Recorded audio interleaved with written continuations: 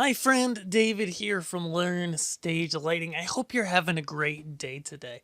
One thing I just want to do today in a short video is dispel some myths and rumors, because why not? I mean, truth be told, when it comes to ONYX, which of course is my favorite professional grade console, and ShowCockpit, there's a lot of misinformation out there, and I want to dispel some myths here because I see it come up on the user group pretty often. And so if you can do me a favor, if you ever see any of this misinformation come up, can you just paste this video?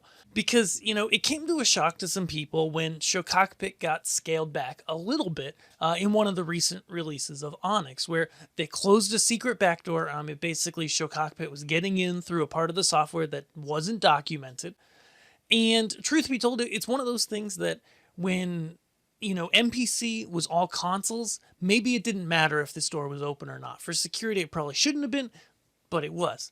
And so what I want to do here is show you the differences between, I believe it's ONYX 4.3 and up and 4.2 and below, what the differences are as to what you can control, and how I like to control MIDI with ShowCockpit with ONYX, okay? So first things first, in front of me today, we want to talk about the differences of 4.2 prior and 4.3 plus. So with 4.3, or is it 4.4? I can't remember. We got Dylos, the pixel mapping engine, here in ONYX. It's wonderful. It's awesome. We love it. And there's all this great content in it. It's amazing. And part of that deal was they said, you know what? We're going to pull back just a little bit on OSC control into ONYX. Now, when that happened, basically all that this means now, and it's support.obsidian control, you can see a page, a table that explains this, is that you got to have some real ONYX hardware to get your playbacks working full speed on OSC. So often the cheapest and best option is the NX Touch. Now, this is an old Martin M Touch. If you've got an M Touch or M Play, it's going to unlock that for you. If you've got an NX Touch, it's going to unlock that for you. And it's only $500 and you get 10 faders. How awesome is that? Now you might be saying, David, I want to do MIDI control. Why are you talking about OSC? Well, that's where ShowCockpit comes in, okay? Just to show you, I've got in front of me a newer MIDI controller, actually. This is the MIDI Crafts controller from Germany. It is stinking awesome.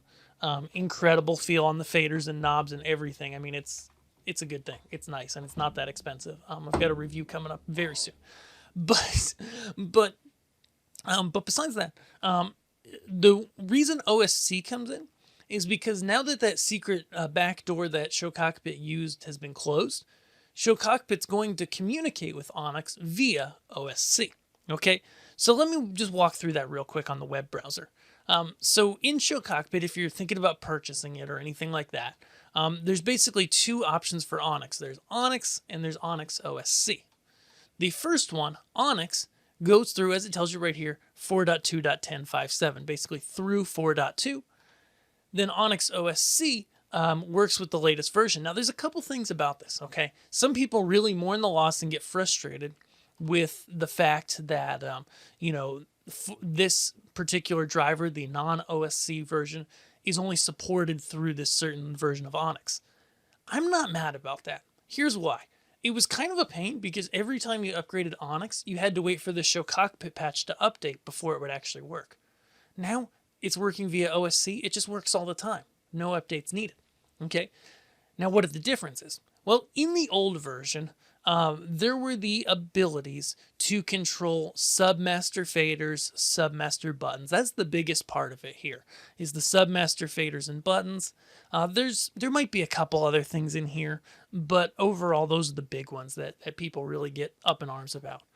But with the most recent version, we can still do main playback faders, we can still do main playback buttons and playback buttons, as well as all of these different keys, encoders, etc. So there's still so much that you can do. Let's walk through that. So I actually haven't launched a ShowCockpit yet, and I'm not sure I even have it set up. So we'll see here for this application. So I'm launching ShowCockpit. I did not get it. Yes, I did. So it launches. I'll press continue because I believe, despite the name of this file, yeah, this is what we're using. And I've got here two items. I've got my MIDI controller, which is a MIDI Craft Mix. Now, technically, it's working with ShowCockpit in a non-MIDI capacity, I believe, but it works the same. And I've got the ONYX OSC. Okay, those are the only two we need. Then I've gone in. My setup on ONYX OSC is to use this IP address, the EtherDMX. Now, here's how I've got that set up. I think I need to make sure my network adapter is enabled, but I'll go to the ONYX menu, EtherDMX, and or rather OSC. And yeah, I need to go ahead and turn on my interface in my network settings. So hang on just a hot second. And so what I'm doing here is I just launched the Microsoft Loopback adapter. You can Google how to set that up if you haven't before. It's really simple. It's installed on your PC, but you do have to enable it, basically. And I think you actually have to install it, whatever. And I put that at EtherDMX at 202.16879-80. So I enter that number right here in the ONYX OSC tab. Outgoing port 8000, incoming port, oops, did I just mess that up? Yeah, I did. Should be 9000, I believe. And we'll check that in the middle, leave everything else the same. You can turn that on. Now on the ONYX side, we go to devices under OSC. We click on the first unit here. IP address used by the device is going to be the same thing. So whatever in the world that was, 2.208. Oh, what was that? 2208.7980. Apply that. At which point we should be good to talk. And so some people ask about, okay, can I use 127.0.0.1, the loopback interface? And that does not work. I believe it's an ONYX limitation, but the Microsoft Loopback adapters on PCs, which is what you're running ONYX and ShowCockpit on, it's free, it's simple to install, just use it. And then we go back here. And so now what we can do is go ahead to our MIDI controller in ShowCockpit, okay? And this isn't going to be a full tutorial on ShowCockpit. I've done those before. But what we can do with that is, actually, never mind, the MIDI device we leave, sorry. Haven't done this for a minute. But ONYX OSC, we're able to go ahead and set, oh, it's in the settings here, the device space for the OSC device here, okay? And this is where it gets particular because a lot of people go, okay, I can't use submasters anymore. How do I make my MIDI controller use a different set of faders from my M Touch or my NX Touch? You just set a different device space. So the 0 device space, and hit apply, I just changed it to 1, hit apply. The 0 device space is the console, is the software. It's the NX Touch, it's a console you've got connected, that's 0, okay? And if you have your OSC, your MIDI controller through ShowCockpit, talking through OSC, on that same device space, then as you change banks on your touch, it's going to change them for the MIDI controller. But if you keep them different, they'll stay separate, okay?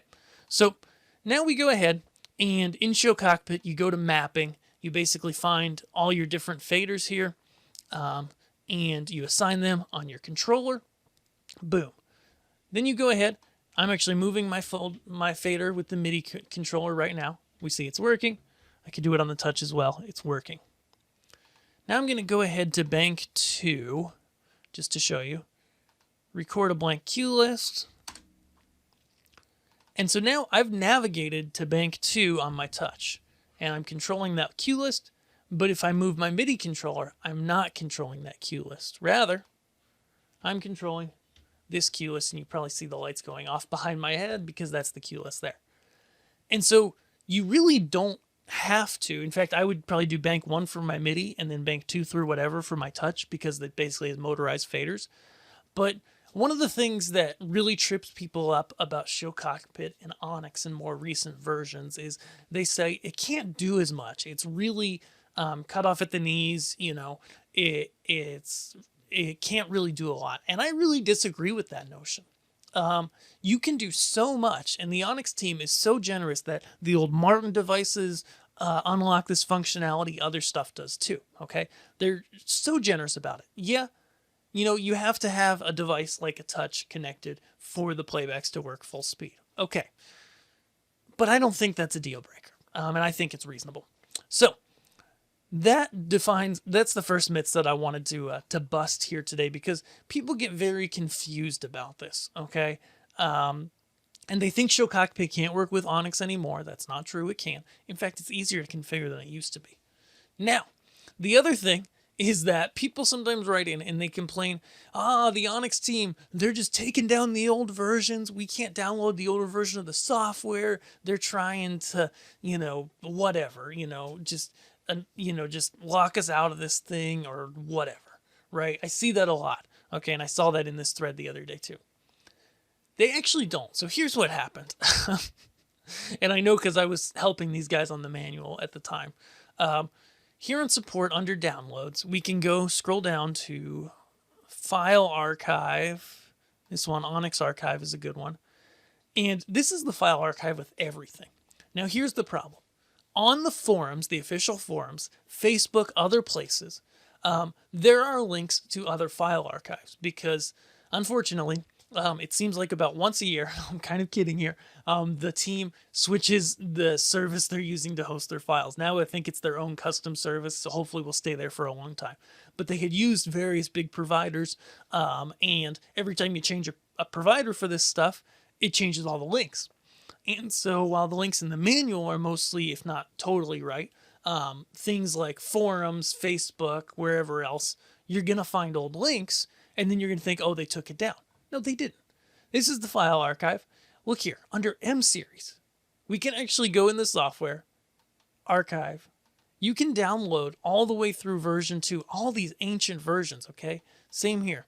If we go to ONYX, there's the software, 4.4, boom, all the 4.4 versions. There's also, where is it? Oh, I passed it. ONYX software archive, all the older ONYX versions. So they're not hiding it. They're not restricting anybody from getting it. Nothing like that. Okay. That's one of the things I love about this team is even though people make accusations at them from time to time or adulation for stepping in and, hurting the console when really all they've done is saved its butt because it was a console that was going to die. And they say, oh, they're not letting us access old stuff. They're taking away functionality, et cetera, et cetera, et cetera. I would just say, you really need to look further into it because, I've been a pretty long time user of this software now. I love it. But ultimately, I think they're all trying to do the right thing to be able to balance funding, making the best console in the world for the users, and making it affordable and reachable for everyone. And I think they've made a great balance there. I love Dylos. I've got a tutorial here on it and everything else. So, let me know in below if you have any questions or anything like that. I check the comments about once a week. Hopefully you agree, because I think ONYX is great. I think its best days are ahead, and I'm excited. So hopefully this tutorial has helped you with some of those issues with ShowCockpit and older versions. And if, some people I know also posted, they wanted to know what's new in the later versions. And you can check out my video on Dylos here, which walks you through the pixel mapping, how it works, and it really is powerful and worth upgrading for. Awesome. I hope you have a great day, and we'll see you guys around the web. Thanks for subscribing.